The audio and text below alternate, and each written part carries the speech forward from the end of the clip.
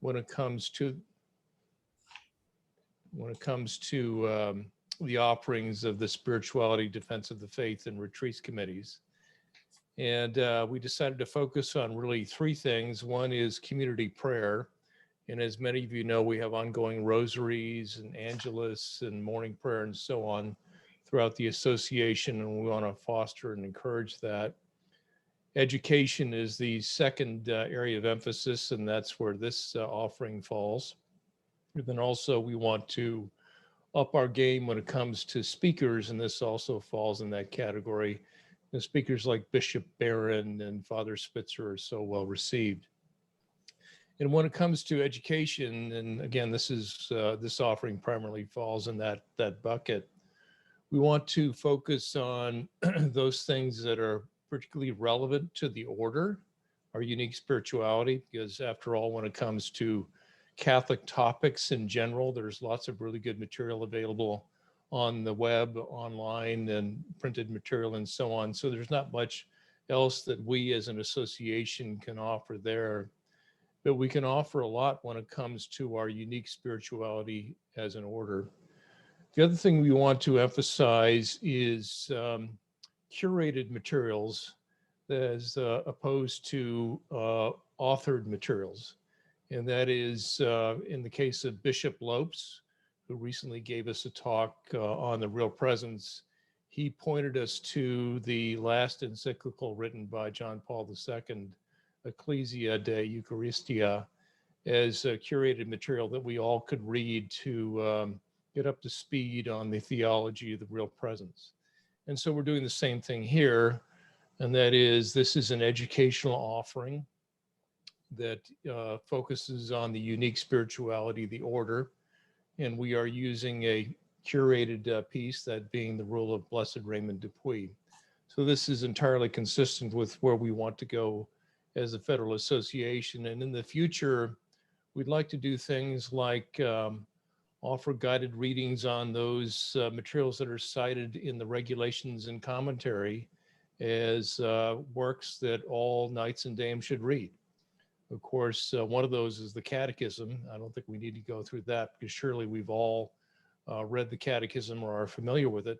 But there are other offerings, recommended readings like Lumen Gentium and Deus Caritas Est by Pope Benedict the II. Or 16th, excuse me, that we want to offer guided readings for, because ultimately those readings are cited in the regulations and commentary as something that all knights and dames should read.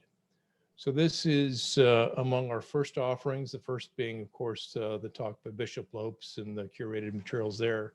This is the second, and it is even more tied to our unique spirituality than the talk by Bishop Lopes. So I'm very excited that we can offer this. We had a tremendous demand for this. We had about 50 copies of the Rule of Blessed Raymond du Puy that we could hand out to participants. And we sold out almost immediately, and we have about 25 people on the waiting list for this offering. So glad that you can all be a part of this. Hopefully you can make all three sessions.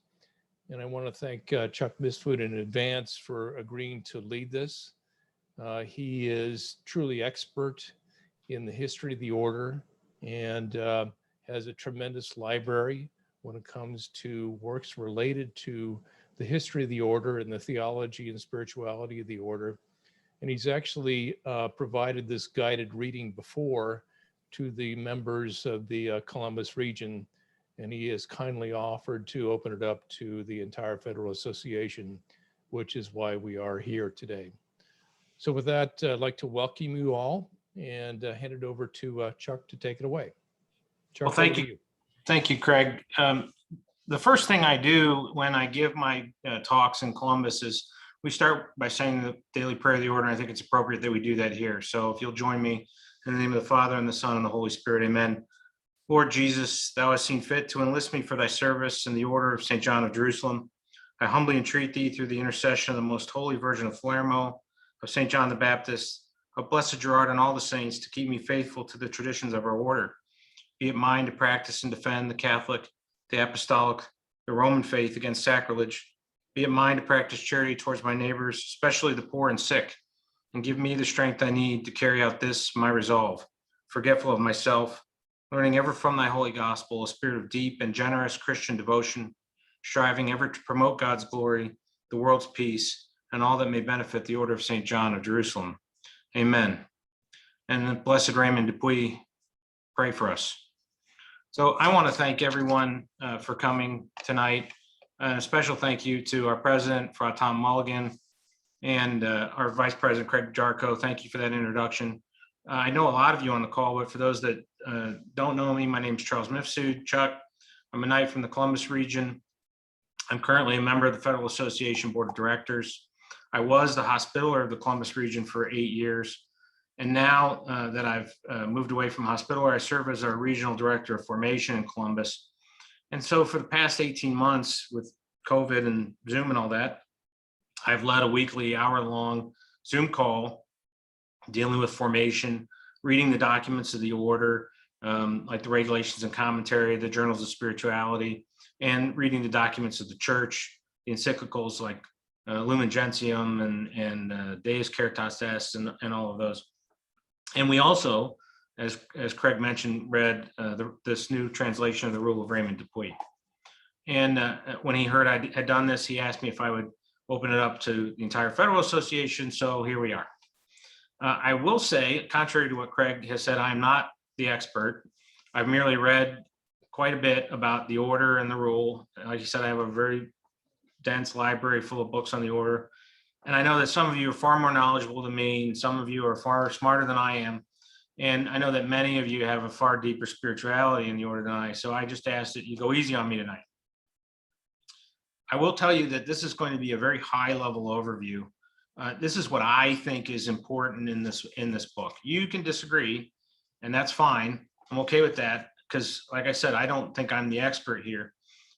And the other point that I'll make is I am trying to condense 1,000 years of history, a myriad of people and their individual motivations, and a multitude of events into about an hour today. So I ask that you forgive me if I make any mistakes, if I gloss over anything you think is important, or just generally flub something completely. And so the one thing I was told before I left this morning, my wife said, make sure I smiled and try to be funny. So someone needs to keep reminding me to smile, but about being funny, there's really no help for me. So I do hope you enjoy this discussion. I'll be talking for about 35 minutes, after which I'll answer any questions. I have my chat box open, so please send me any questions you have while I'm talking in the chat box. I'll try and intersperse them into my talk, and if not, I'll answer them when we're done. I wanted to let you know, we're going to be undertaking what I'm calling a topical review of this book. We're not going to go through it from page 1 and go through. We're going to be discussing topics. And as far as today goes, we're really barely going to be getting into the text of the book at all. The topics that we're covering today really aren't dependent upon the text. So if you haven't started it, you haven't finished it, you're still reading it, that's okay for today. Just please try and finish it before our session next week. So what are the topics that I'm going to be talking about from the book? Well, the first is the structure of the book itself, what it contains, the personages involved with the production of this book. And then today I'll finish with the history and background of several things that put this book into context. I strongly believe that before you really can get a good understanding of this book, you need to have some history and background that puts it all into context. Then next week we'll start with the preface, and I've broken these rules down into 4 major sections, what I call rules of governance, rules of moderation, rules of liturgy, and rules of discipline. And then we'll go through those over the next 2 weeks. And then if we have time, the end of the book is there's a section on the anthem of the order and then the daily prayer of the order as well. So again, if you have any questions, remind me to smile, put it in the chat box and I'll see it. And hopefully I'll answer your questions, but hopefully I'll be so thorough that you won't have any. So we'll start with the book itself. What comprises this book? Well, simply there's a foreword, a commendation, the preface, 22 sections of rules, and the commentary. And then this is followed by the anthem and the daily prayer of the order. The personages, who was involved in the creation of this book? A lot of really great people. The commendation in the beginning, and the person who was responsible for the publication was Fra Max Rumney. He's a Knight of Justice in England. I had the pleasure of including him in my talk that I gave in Columbus, and he gave some really great insight into the production of this book. He's the procurator of the Grand Prior of England. The procurator is the person who administers the Grand Priory of England in the absence of a Grand Prior, since the Grand Prior of England retired in 2019 and he hasn't been replaced. So Fra Max Rumney, he's a wonderful gentleman, was very helpful and illuminative of this book and what it took to put it together. Another person involved, we don't know who it is. Who did the translation from Latin into modern English? It's just written as a Knight of Justice in the book. And Frau Rumney would not tell me who that Knight of Justice was. So it was somebody obviously with a good grasp of Latin. The commentary, which is astounding and outstanding if you haven't read it yet, you will. Father Jerome Bertram. He born in 1950, he was ordained in 1979, a priest in England of the Diocese of Arundel and Brighton, before he joined the Oxford Oratory of St. Philip Neri. He joined that in 1991. He was an Oratorian priest, and he taught at Oxford and was an expert on religious orders and specifically rules regarding those religious orders. He wrote extensively on those. So he was the perfect person to write the commentary for this rule. Unfortunately for us, Father Bertram passed away on October 19th, 2019, just before the publication of this book. So we weren't able to get him to join us like for Max. The foreword, another great person who left us too early, was written by Fra Giacomo Dallatore del Tempio di Sanguinetto, our Grand Master. He was born in 1944, joined the order as a Knight of Honor and Devotion in 1985, and took his full vows as a Knight of Justice in 1993. He was our lieutenant ad interim after the death of Fra Bardi from February to March in 2008, and again served as our lieutenant of the Grand Master from 2017 until 2018 after the resignation of Fra Festing. And he was elected Grand Master in his own right on May 2nd, 2018, and served then until his death in April of 2020. Then the star of the book, the last person to talk about, is Raymond du Puy. Who is Raymond du Puy? Raymond du Puy, he lived from about 1080 to 1160, was a knight from the Dauphiné in France, and the second superior of the Hospital of the Order of St. John of Jerusalem, after Blessed Gerard. He was maybe the son of Hugh du Puy, who is the Lord of Perriand, Apifer, and Rochefort in Dauphiné, France. And he wrote and promulgated his rule for the order shortly after his election to master. Raymond died in 1160 when he was about 80 years old. The great chronicler of the Order of Malta, the Abbé de Vertot, really sings his praises when he says that, quote, "The Hospitallers and indeed all the Latin Christians of the East who had been witnesses of his virtues, anticipating his canonization, revered him as of the number of the blessed, a title which posterity confirmed to him." So upon his death, sort of like what happened to John Paul II, he was declared blessed by the masses of Catholics in the world, and he was revered by everyone. After Raymond's death, the order was headed by Fra Auger de Balben from 1160 to 1162, who, like his predecessor, was a Frenchman from the Dauphiné. So that's just a little overview of what the book is, what's inside it, and who was involved in its writing. Most importantly, though, before we get to the text, I think it's very important for us to talk about some of the history and background that puts this book into context.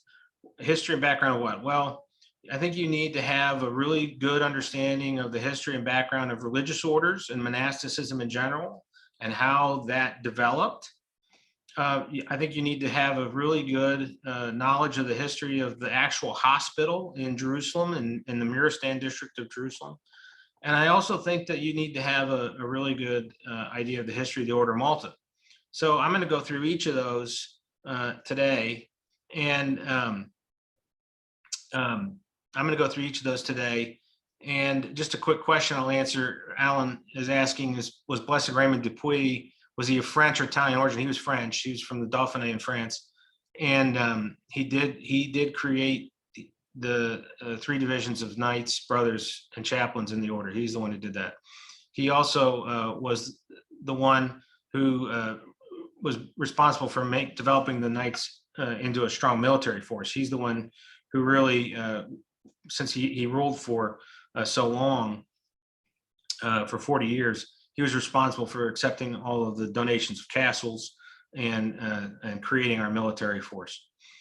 But again, I'm going to go through some of that. But like I said, ask your questions and I'll try and answer them as they pop up. So history and background that puts the book into context: religious orders and monasticism. So we're going to go on a journey. We're going to go on a 1,000-year journey, or I guess a 2,000 years ago, back to Christ. It starts with Christ. So Christian monasticism first appeared in the Eastern Roman Empire in the Egyptian desert right after the death of Christ. The monks were mostly hermits and ascetics living alone with severe austerity. They were mostly solitary hermits living by themselves. They were, quote, desert fathers in the mold of Jesus's 40 days in the desert, or in the mold of St. John the Baptist living in the desert, eating honey and locusts. And this was so for about 300 years until around the year 330, when you had some people pop up that really pushed for a change in this style of monasticism. Ascetic monks were inspired by St. Anthony the Great, and certain monks, for example, St. Pachomius, formed the first Christian monastic communities under what became known as an abbot. And they created this position of abbot based on the Aramaic word Abba, which meant father, the father of the community. Now, during this time, several rules were written to try and organize this life and give a guide to others to follow, such as by St. Pachomius, or there was a book called, quote, The Rule of the Master, which went unnamed. But most of these rules were never successfully used by any lasting religious community. And within a generation, both solitary as well as communal monasticism kind of exploded. And it became very popular and spread outside of Egypt, first to Palestine and the Judean desert, and then also to Syria and then North Africa, and spread from there. And so that was until the middle of the 4th century. And then you had a gentleman appear on the scene, St. Basil the Great. St. Basil the Great was the bishop of Caesarea, and he lived from about 330 AD till 379. And monks who follow his rule are called Basilian monks, and Basilian monks are considered the first religious order that came into existence. But his rule was really not intended to be a constitution like modern Western monastic rules. It's a collection of his responses to questions about the ascetic life, hence the original name of his work, the Asceticon. And he wrote 2 sets of rules. He wrote the Greater Asceticon and the Lesser Asceticon.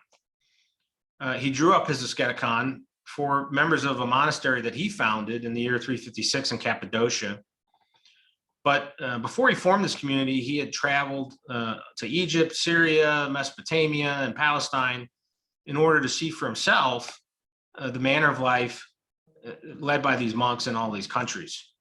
And he found in Palestine and in Syria, the monastic life was really tended to be more eremitical and more hermit-like, eremitical, and inflicted really severe bodily austerities. You know, they went without food for long times, without water, without clothing, without any trappings of life. So he thought that was not the best way to do it.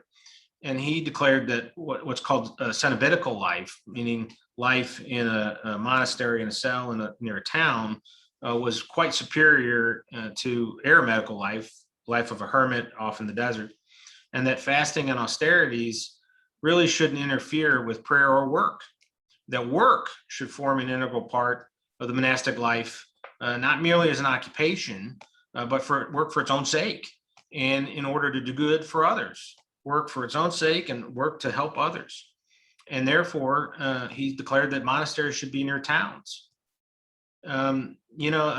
Someone mentioned to me that the rules of monasticism were created for people, and not people for the rules. And so this is St. Basil said, yes, these austere eremitical ways are really too severe for people, and we need to change that. And again, in his rule, St. Basil follows the catechetical method. The disciple will ask a question of him, and the master replies. The questions usually refer to virtues that he wants the monks to follow and vices they should avoid. And it really leaves to the superiors of the local communities the care of settling all of the details of the local and the individual and daily life. It doesn't determine any of the manner, the exercise of their religious observances, or any of the administrative regulations of the monastery. And it's so successful that the rule of St. Basil the Great is still followed to this day, mostly in the Greek Orthodox Church and in the Eastern Catholic rites. So you had St. Basil and his rule, and then along came St. Augustine, who was the Bishop of Hippo. And Augustine lived from about 350, 354 till 430. And so you go back to 83, 88. Augustine is in Milan, he's living there, and he returns to his home in Thagaste. He sold everything he owned. He was somewhat wealthy, and he gave all his money to the poor. But the only thing that he kept was his ancestral home, his family house, which he converted into a monastery for himself and a group of his friends. And then when he became bishop of Hippo, he invited all of the priests in the diocese to live a communal life with him there. His rule, he wrote in the year 400. It's a brief document divided into the 8 chapters, and it serves as an outline for religious life that he lived in his community. The rule governs everything: chastity, poverty, obedience, detachment from the world, labor, charity, prayer in common, fasting, abstinence, care for the sick, and then silence and when to not be silent in the reading of the rule. Like St. Basil, Augustine's view really diverged from that of the earlier eremitical approach of the strict, severe physical austerity. And in his book, The Ways of the Catholic Church, Augustine had a lot of criticisms of the methods of the Eastern hermits in the desert. He said it was their extreme isolation and excessive asceticism. He said that they were, quote, no longer productive for the church or society. And in response to this, Augustine promoted a real poverty of spirit and continence of the heart, something that should ring true, I think, for us modern Knights of Malta: poverty of the spirit and continence of the heart, while living in a modern milieu of a town like Hippo that he lived in. For Augustine, the love of neighbor was simply another expression of the love of God. He saw the call to service in the church as a necessity, even if that call heeded or impeded or compromised his personal desire for contemplation and study. So there's 2 competing rules now in the 350s to 400s. There's the rule of St. Basil and the rule of St. Augustine. So you might ask yourself, which one won out? Who won out? Well, the answer is neither. Neither won out. The rule of St. Benedict won out, and we'll discuss the rule of St. Benedict next. But the rule of St. Benedict won this battle and was primarily used for the next 500 to 600 years. So the rule of St. Augustine fell into disuse for many centuries, 500-600 years. But by the 11th century, there were a lot of monks using the rule of St. Benedict that really felt that it no longer satisfied the demands of their society and its rapid changes with urbanization and increased wealth and growing literacy and shifts of populations. And so they resurrected the rule of St. Augustine and used it extensively. And finally, its observance was approved for members of the clergy by the Lateran Council in 1059. After 1059, it came into widespread use. And it continues to be used today by many orders, including the Dominicans, the Servites, the Mercedarians, the Norbertines, and the Augustinians. Obviously, hopefully the Augustinians follow their own rule. And then at the Fourth Lateran Council in 1215, it was again accepted as one of the approved rules of the church. But during that period of time, from 500 to 1100, it really fell out of use, and it was supplanted, as well as in the Western Church, the rule of St. Basil was supplanted by the rule of St. Benedict. So who was St. Benedict? Well, St. Benedict of Nursia was a man. He lived from, we don't know for sure, but around 480 AD till about 550 AD. And in the year, about the year 500, he became so sick and tired and upset by the immorality that he saw around him in Rome that he gave up. He was studying there. He gave up his studies. He was 14 years old. He was a young guy. And he moved to this rugged mountainous region of Subiaco and lived his life as an ascetic monk in a cave there.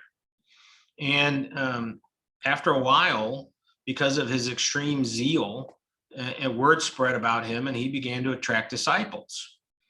And in Subiaco, in his cave, he just wanted to be a hermit alone. You can imagine he had considerable struggles with this community at Subiaco. So eventually he left, and he founded his famous monastery at Monte Cassino in 529. And that's where he wrote his rule towards the end of his life. His rule, the rule of St. Benedict, in Latin, it was the Regula Sancti Benedicti.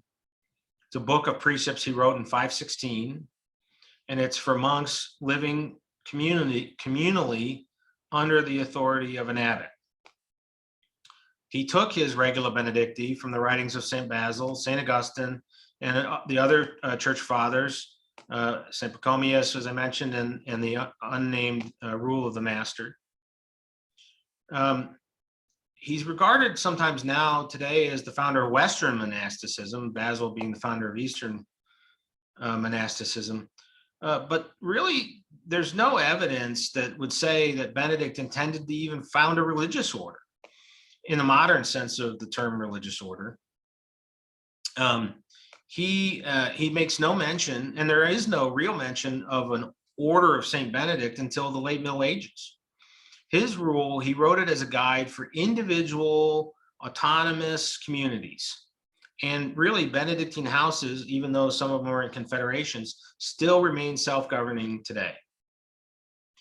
The spirit of St. Benedict's rule is summed up in their two mottos, Pax, for peace, and the traditional motto, Ora et Labora, work and prayer, ora, prayer, and labora, work. Compared to other precepts, as we mentioned before, the severe ascetical, hermetical precepts, the rule of St. Benedict really provides a moderate path between this sort of individual hermetical zeal and the formulaic institutionalism of what would be what they called secular canons, the regular church priests. And because of this middle ground, it became incredibly popular, widely popular.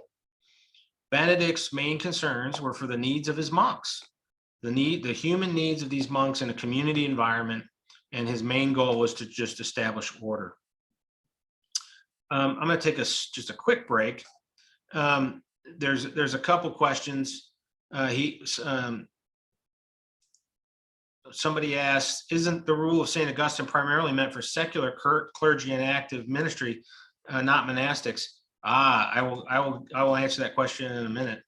And the answer is yes. Now it is. At the time, it was not. And then Mary Petrino, hi Mary. Mary asked, does the order of Malta trace its early foundations back to the rule of St. Benedict, who is considered the founder of Western monasticism? Some people contend that the order was originally based on the rule of St. Augustine. I'd appreciate your thoughts. I'll get you those thoughts. Again, somebody's asking me, David Cardini, said, could I comment on the Benedictine vow of stability? Unfortunately, that's outside of my knowledge base. So I'll leave that to you to debate, David. I apologize, but I've only read the rule of St. Benedict once or twice, and I'm not anywhere near an expert on his individual rules.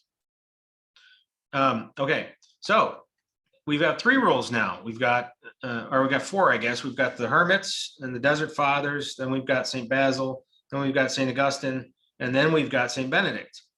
And the rule of St. Augustine, the rule of St. Basil went the way of the Eastern Church. The hermetical rules really went away entirely because no one wanted to be in a desert by themselves.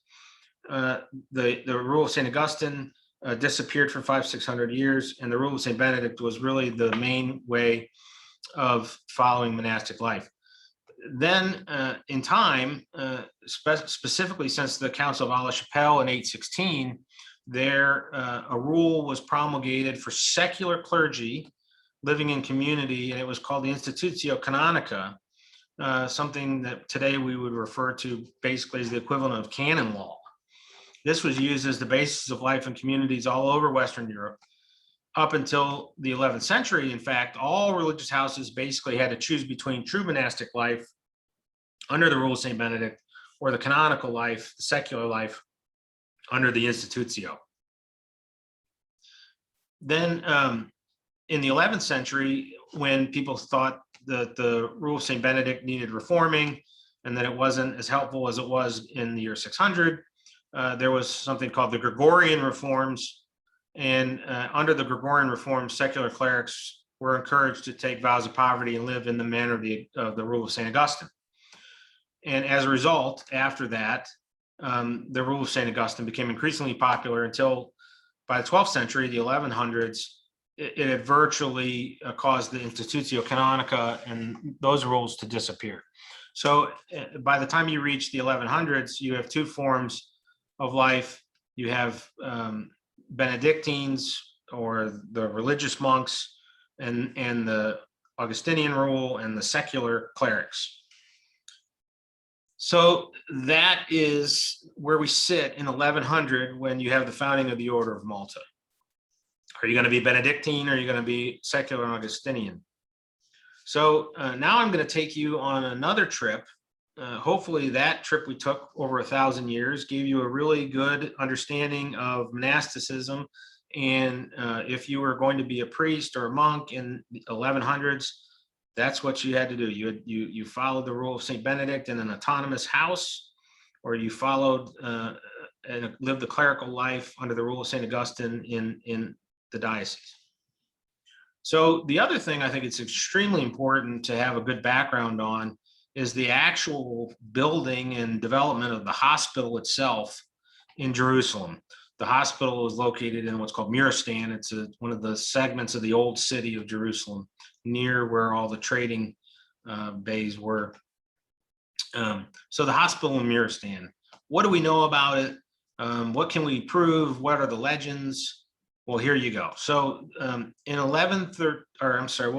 go back all the way to the year 312. And if anyone knows what happened in the year 312, you get a prize. Well, in 312, the Emperor Constantine converted to Catholicism.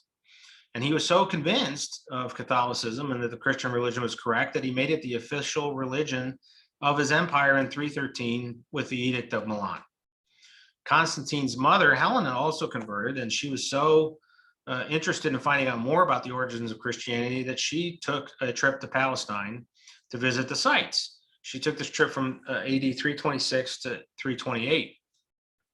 There, while she was there, she initiated many archaeological digs, research, and located, among many, many other important sites, she located the tomb in which Jesus' body was laid and the true cross. As we all, I think, are aware, this tomb is called the Holy Sepulchre. And Helena had it restored, and she had a church built at the site. So we know that from about 328, 330, there was a church on the site of the Holy Sepulchre.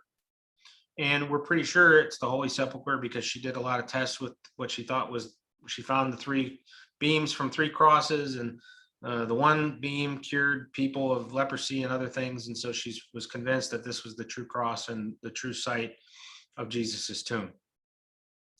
Now, as I'm sure you're all aware, this led to many, many, many of the faithful coming to Jerusalem as pilgrims to see those places and pray there. And these pilgrimages continued for hundreds of years.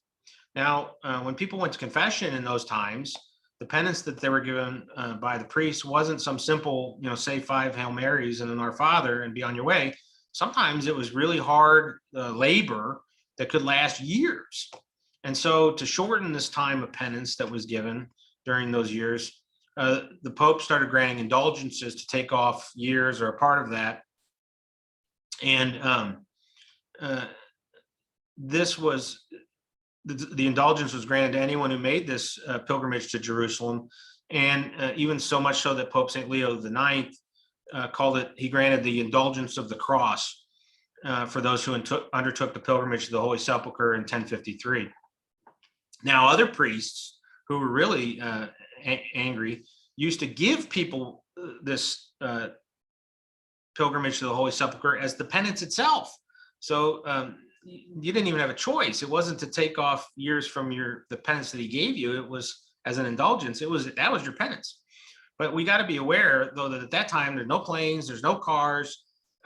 Going to Jerusalem meant walking, riding on a horse, or riding in a boat, and spending weeks and weeks and weeks walking or riding all along this long tour of Europe and the Middle East, with the dangers of being a stranger in a foreign country, without having any regular supplies and no security. And it's no wonder that most of these pilgrims, when they arrived in Jerusalem, were either sick or just exhausted, or they died on the way or when they got there. So therefore, there was really an urgent need to create some sort of institution to accommodate and nurse these pilgrims back to health.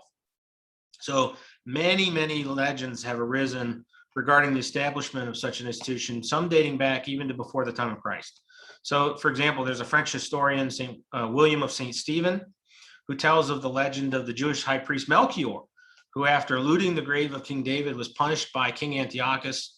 King Antiochus only spared Melchior's life after Melchior agreed to build a hospice by means of the stolen treasure that he stole from the tomb of King David. And he built it right at the place which would become later the site of Christ's crucifixion. William of St. Stephen also tells of a legend that Zechariah, the father of John the Baptist, would have been the master of that hospital. And he even relates a legend that when Zechariah retired and the master became a man named Julian the Roman, that Christ himself visited the hospital. He even tells the legend of St. Stephen, the first deacon of the church, is said to have been the master of the hospital. These legends, he says, seem to come from the 12th century, and they were even relayed in 1260 by the Grand Master himself, and they thought them to be true. William of St. Stephen believes that they're not true. He believes that the hospital would have been destroyed, if it was even there, would have been destroyed when Jerusalem was razed by the Romans in AD 70. There's another old French writer, Louis Bruyere, who claims the hospital was founded by John Hyrcanus of the family of the Maccabees to receive pilgrims coming to Solomon's temple. And that would have been 150 years before the birth of Christ. There's another writer, William Corsine, who published in 1496 that he thought the hospital was founded by Judas Maccabeus himself, and that the apostle St. Peter would have been given the keys to heaven right there by Jesus in that hospital.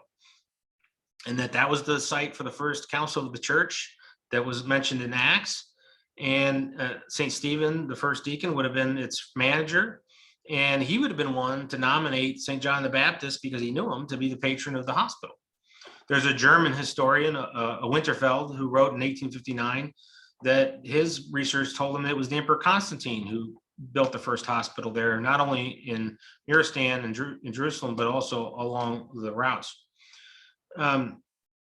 Then there's another writer, Masson, who claims that the hospital in Jerusalem was built by the Emperor Justinian, the Byzantine emperor, sometime in the 550s. So that's so much for all. Those are all the legends. So what do we know for fact? Well, now on to the facts. It is historically proven, and without question, that Pope Gregory the Great sent somebody, a guy by the name of Abbot Probus, to Jerusalem at the end of the 6th century to erect what he called a xenodochium, a Greek word for a place of hospitality, there in Jerusalem. There's a writer, Breccia Voltaire de Balliamont, who talks about this hospital and describes it as a hospice and a church whose patron saint was Mary, and we'll get into that a little bit more later. And it was called St. Maria Latina, St. Mary of the Latins, in order to distinguish it from another church in Jerusalem, St. Mary of the Greeks. And he writes that this hospital was finished in 603. Now, he also writes that it was probably destroyed by an invasion of the Persians in 614. There's a French monk, Bernard, who was a pilgrim to Jerusalem in 870, and he was an eyewitness, and he wrote in 870 that there was a hospital near the Holy Sepulchre. He attributed the building of that hospital to Charlemagne, so there's another attribution of who built it, but he said there was a hospital there in 870. But if he's correct, you can assume that the Carolingian hospital was erected on the site of the one founded by St. Gregory the Great that we know, because it's the same spot. It says it was right by the Holy Sepulchre. It is also a proven fact that sometime before the year 1070, merchants from the Italian country of Amalfi rebuilt and refounded a hospice for Latin pilgrims in Jerusalem, which was also attached to the Benedictine house of St. Mary of the Latins. And a little later, a second house for women was founded and dedicated to St. Mary Magdalene. How do we know that?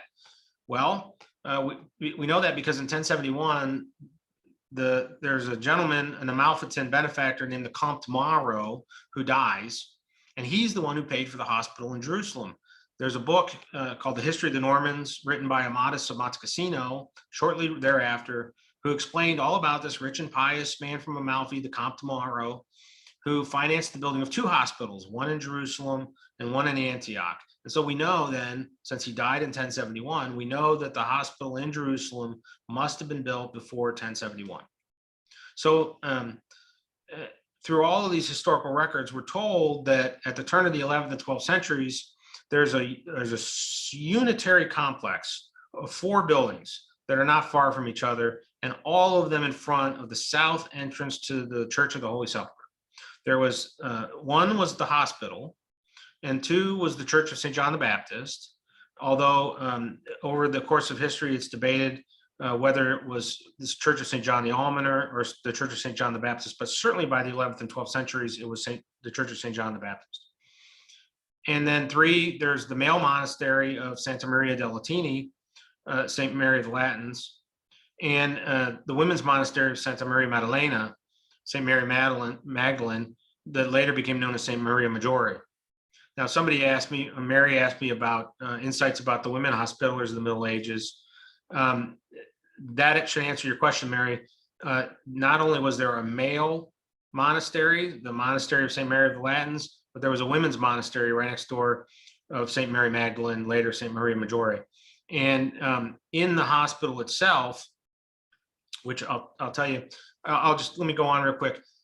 The most detailed description of the hospital complex was given to us by a German, John of Würzburg, who in 1165 visited Jerusalem and wrote a report, his eyewitness. He reports that the Church of St. John the Baptist was located directly in front of the Church of the Holy Sepulchre to the south, was joined to the hospital, and the hospital had 2,000 beds for the sick. And he remarks that for them, no expense was spared. So we know that out of those 2,000 beds, at least a quarter, maybe a half of those beds were for women. There were wings for pregnant women. There were wings for just generally sick women. And those were tended to, rightly in those days, by the female members of the order that stayed at the monastery, the women's monastery of Santa Maria Magdalene. Now, we don't know for sure, but we imagine during this time that they would have been following the rule of St. Benedict. They would have been Benedictines. We know after the founding of the Order of St. John of Jerusalem that they absolutely did start following at those two monasteries the rule of St. Benedict. So we can assume that they probably followed that rule for some time. They were Benedictines and followed that rule. So there's the history of the church. We have legends, and then we have facts. We know for a fact that the church was there in 600. We have legends that was there as early as 150 BC. And so now I want to talk a little bit about the history of the Order of Malta. It's 7:50. I think we're running out of time, so I'll try and make this a little fast and open it up for some questions. But as you know, We're going to go back in time again, not back as far this time. We're going to go back to 638. 638 was the year Jerusalem fell to the Muslims. And as you can imagine, pilgrimages to the Holy Land, which were once very difficult, became deadly. There's many examples of pilgrims being martyred on their journeys. This came to a head after the year 1000. A lot of very famous monks and priests. The abbot of Saint Florent la Sommière was martyred. Gerald of Tours on his pilgrimage. Richard of Saint Vannes was stoned when he said mass on his pilgrimage. And in 1055, Christians were expelled from the Holy Sepulchre entirely, and all the pilgrim roads were closed. And then in 1071, something very horrible happened that greatly affected the future order of Malta. It was on the 26th of August, 1071 was the Battle of Manzikert. And the Battle of Manzikert was the first time the Byzantine Empire, the Byzantine army, was defeated by the Seljuk Turks. Manzikert's a city in Turkey, and the Byzantine army was just destroyed. So the Byzantine army being destroyed, Constantinople laid open to siege, and they panicked and asked the Western Church to intercede. And to their luck, in 1088, on March the 12th, a man named Odo of Châtillon from France was elected Pope Urban II. He was the abbot of Cluny and a papal legate to Germany. And as Pope, he traveled extensively and convoked regional councils, culminating on November 27th, 1095, when he convoked the full council of Clermont, where he preached his crusade. His quote was, "Christians should not rest comfortably in their beds when the holy places associated with the life of Christ were being held by those who did not believe in his divinity." So from 1095 to 1097, this Urban II's call to crusade was spread by these two itinerant preachers, one named Walter the Penniless and the other named Peter the Hermit, who traveled across Europe preaching and spreading this call to crusade. And then finally in 1097, the crusade is launched. You got to understand it. Again, it was a difficult journey. They walked, they rode on horseback, they took ships. In 1097, there were 70,000 people who went on a crusade, including over 7,000 knights. By 1099, when they reached Jerusalem, only 12,000 people made it to Jerusalem, including only 1,300 knights. Only 1 in 4 people survived or made the entire journey. And it took them 3 years. So in 1097, on the 19th of June, the Crusaders took Nicaea. In 1098, on the 3rd of June, a year later, almost to the day, they took Antioch. And then again, almost a year to the day in 1099, the Crusaders reached Jerusalem, and then they laid siege to Jerusalem, ending on the 15th of July, 1099, when Jerusalem was finally taken by the Crusaders. Their leader, Godfrey de Bouillon, was offered to be made the king of Jerusalem. He turned them down, saying, "No man should wear a crown of gold in the city where our Lord wore a crown of thorns." He called himself the defender of the Holy Sepulchre, and his successors, however, did not have his humility. They took the title of the king of Jerusalem. But after the siege, the Crusaders found in Jerusalem the hospital and its director, Brother Gerard. William of Tyre writes in his book, the Chronicon, that Gerard was tortured and lamed by the Muslims, who believed that he was plotting against them and hiding money from them. And he claims that Gerard's fingers and toes were broken and rendered beyond useless. There is a story of a miracle with Brother Gerard during the siege, where he was throwing loaves of bread off of the walls of Jerusalem to the Crusaders.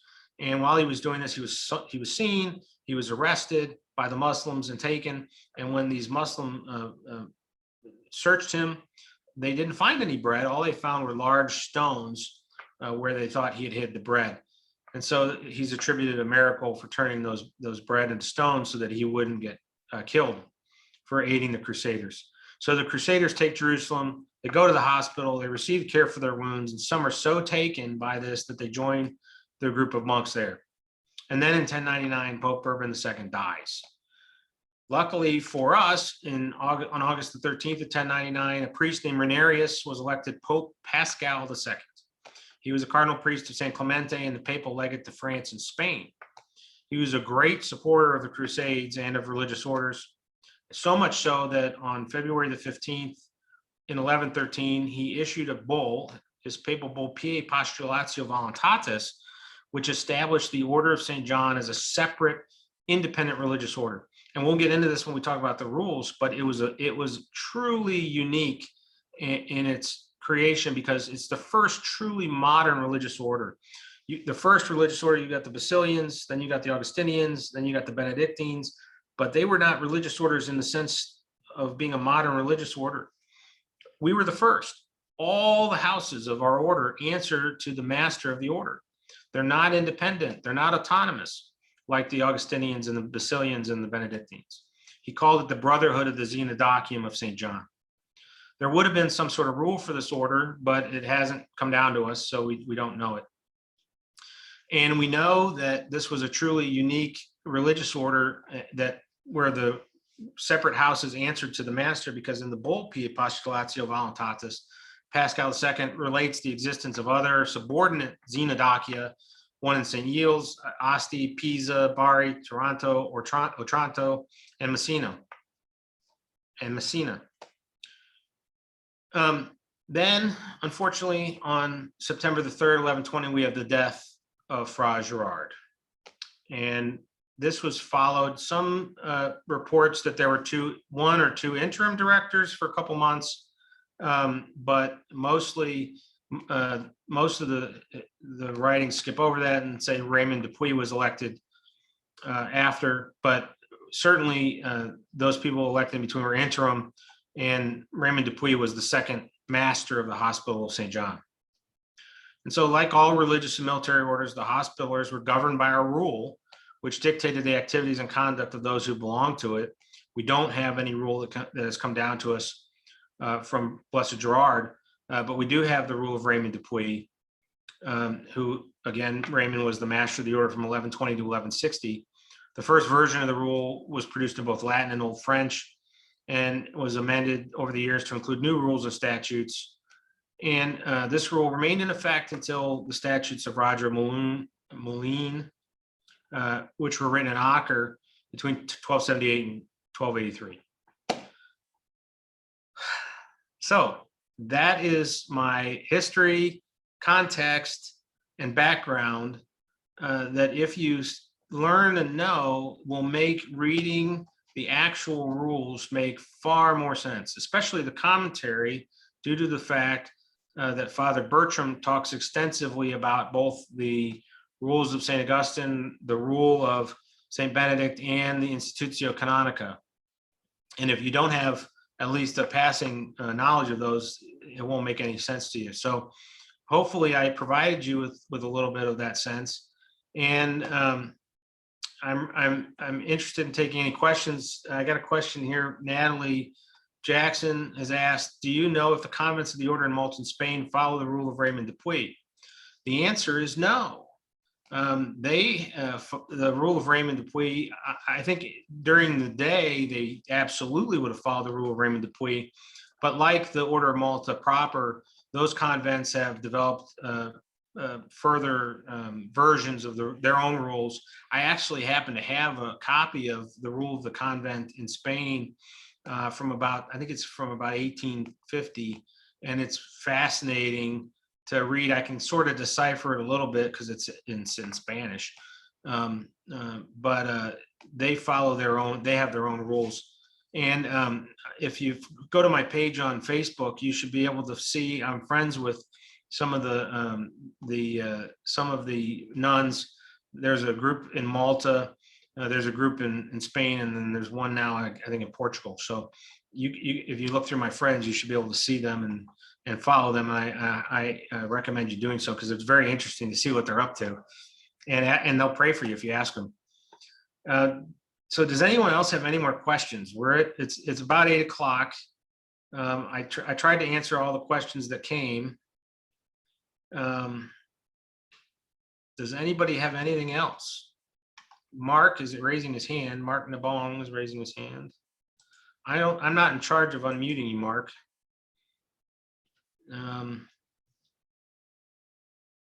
Who's in charge of unmuting you? Mark, can you type your question?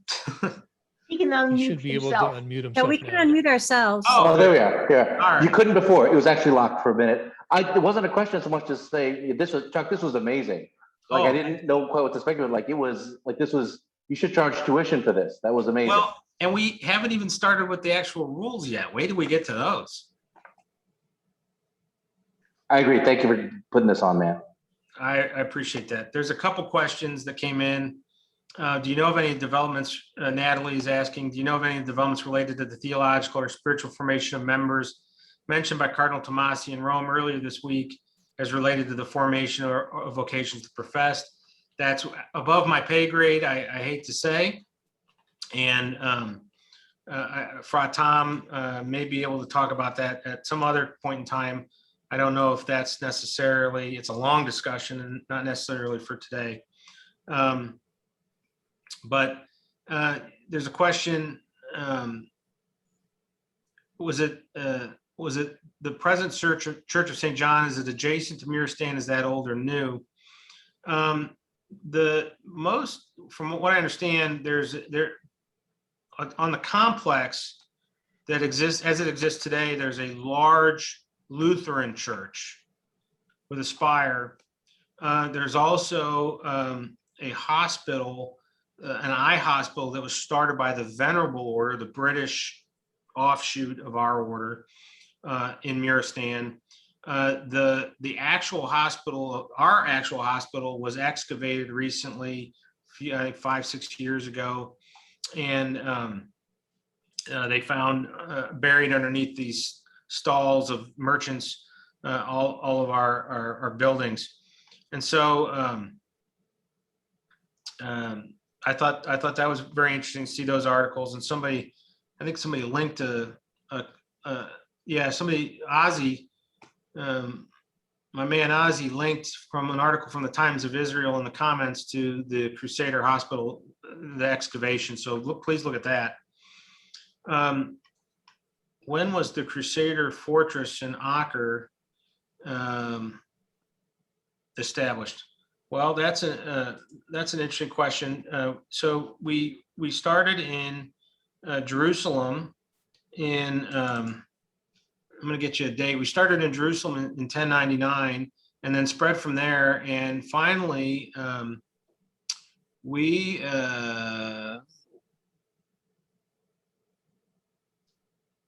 Muslims took, and again, I'm looking up the dates here, if you'll just bear with me for 1 second. We lost Jerusalem we moved to Acre in 1191.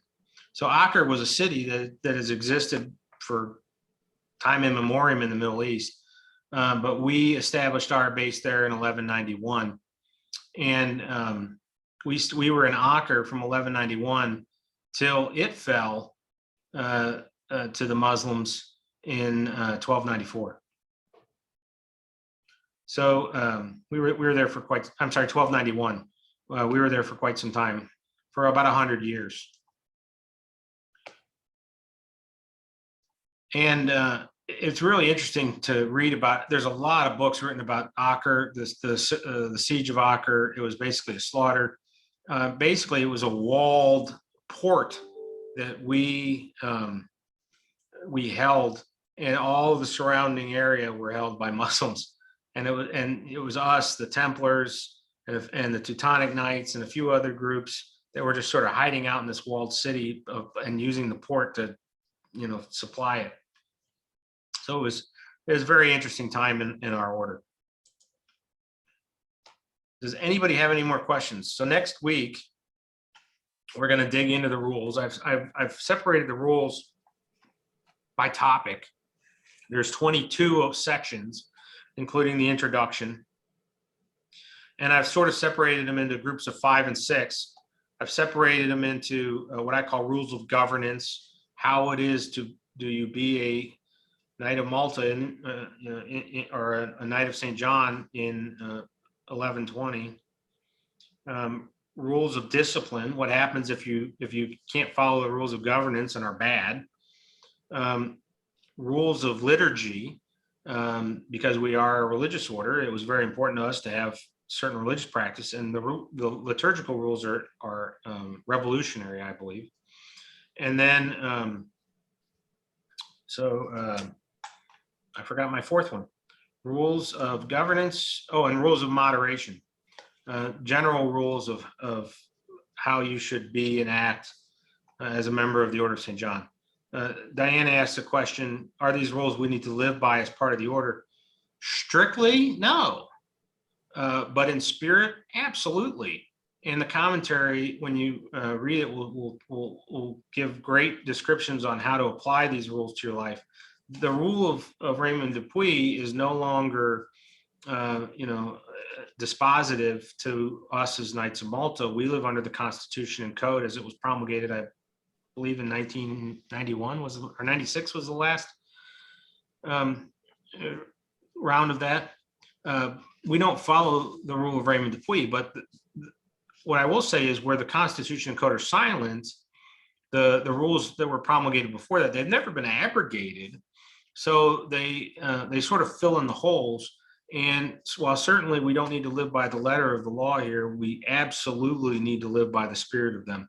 Sort of in the way that Basil and Augustine said, we should live with this spirit of poverty instead of this extreme hermit-like living in the desert.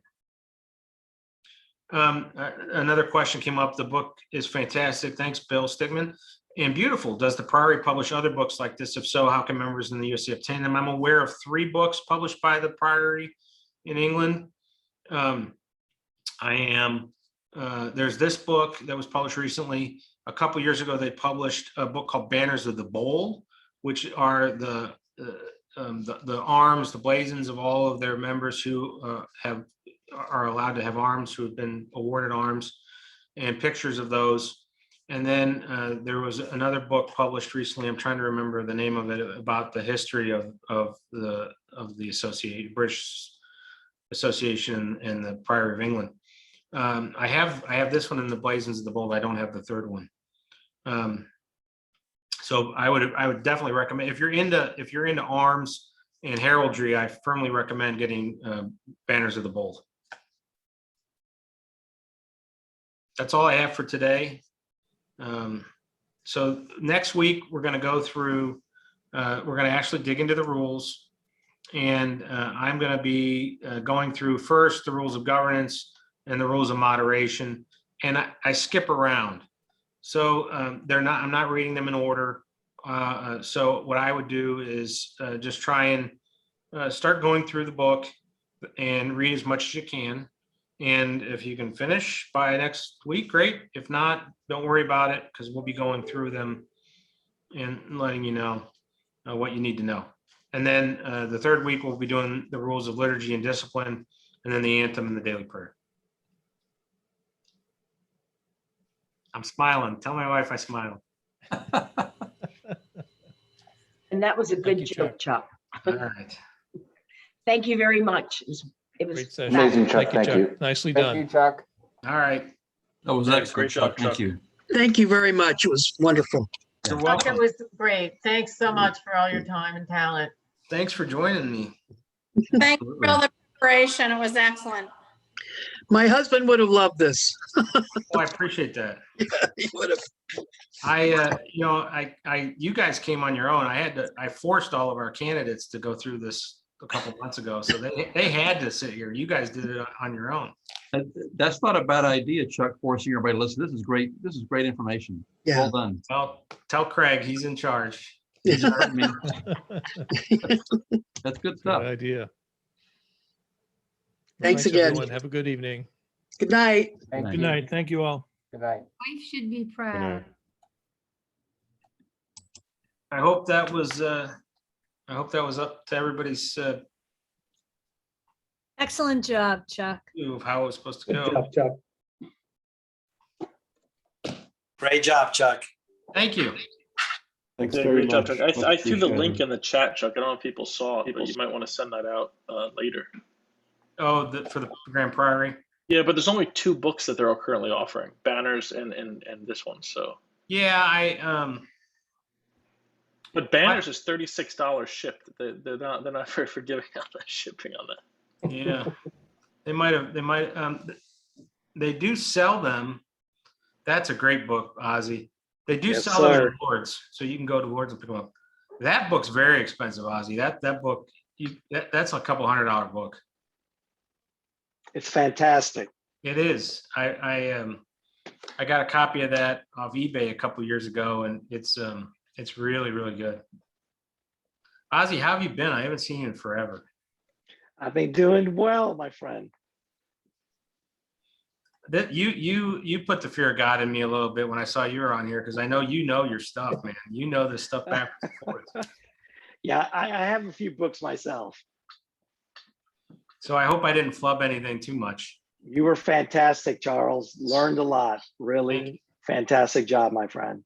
All right. Well, next week we'll go into the rules, and hopefully you'll learn just as much. I can't wait. All right, Thanks I'm gonna very much. I'm gonna shut off. I'm not in charge, so it may stay on, but I gotta go home to my wife and kids. You have a good one. Everybody take be care. safe. Kara, did you enjoy it? Hey, you got my full attention. It was good stuff. All right. Thank you so much. Thank you.